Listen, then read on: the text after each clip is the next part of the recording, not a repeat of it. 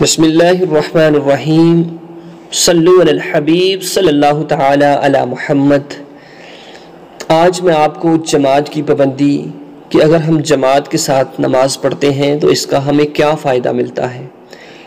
جماعت کے ساتھ اگر ایک نماز ادا کی ہے تو اس کا کتنا اجر و ثواب ملتا ہے۔ نبی اکرم صلی اللہ تعالی علیہ وسلم نے ارشاد مبارک فرمایا، جس شخص نے اچھی طرح وضو کیا اور گھر سے نماز کے لیے نکلا تو داہنے قدم پر ایک نیکی لکھی جاتی ہے اور بائیں قدم پر ایک گناہ مٹ جاتا ہے۔ سبحان اللہ، کیا خوب فرمان ہے کہ جو گھر میں اچھی طرح وضو کرتا ہے پھر گھر سے نکلتا ہے،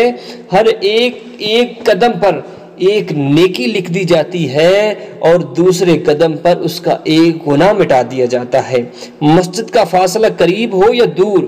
مسجد پہنچ کر جماعت سے نماز ادا کی، اگر پوری جماعت مل گئی یعنی تکبیر تحریمہ میں شریک ہو گیا تو پورا اجر،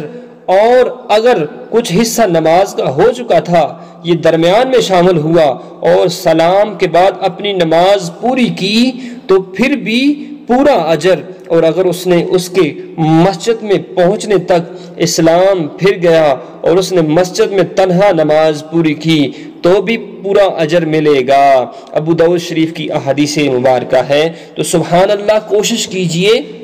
کہ نماز جماعت کے ساتھ ادا کیجئے کہ جماعت کے ساتھ بہت ہی زیادہ اجر و ثواب ملتا ہے۔ کہ رحمت دو عالم صلی اللہ تعالی علیہ وسلم نے ارشاد مبارک فرمایا کہ جس نے وضو کی حفاظت کی اور ہر مشکل موقع پر وضو کو کامل کیا، پھر مسجد کی طرف چلا، ایک نماز کے بعد دوسری نماز کا انتظار کیا، تو ایسا شخص گناہوں سے اس طرح پاک ہو جاتا ہے جیسے کہ ماں کے پیٹ سے پیدا ہوا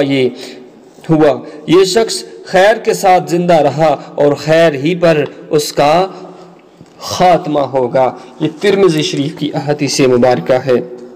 تو جی پیارے ساتھیوں، کوشش کیجئے کہ جماعت کے ساتھ نماز ادا کیجئے کہ جماعت کے ساتھ نماز ادا کرنے کا بہت ہی زیادہ اجر و ثواب ہے۔ جماعت کے ساتھ اگر ہم نماز پڑھتے ہیں تو اللہ رب العزت 70 گنا زیادہ ثواب سے نوازتے ہیں۔ تو پیارے ساتھیوں، اپنی زندگی میں ایک معمول بنا لیجئے کہ ہر لمحہ ہر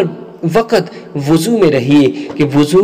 بہت ساری برائیوں سے، بہت سارے شرور و نقصان سے انسان کو محفوظ رکھتا ہے۔ اللہ سے دعا ہے کہ ہم سب کو نیک و صالح عمل کرنے کی توفیق عطا فرمائے۔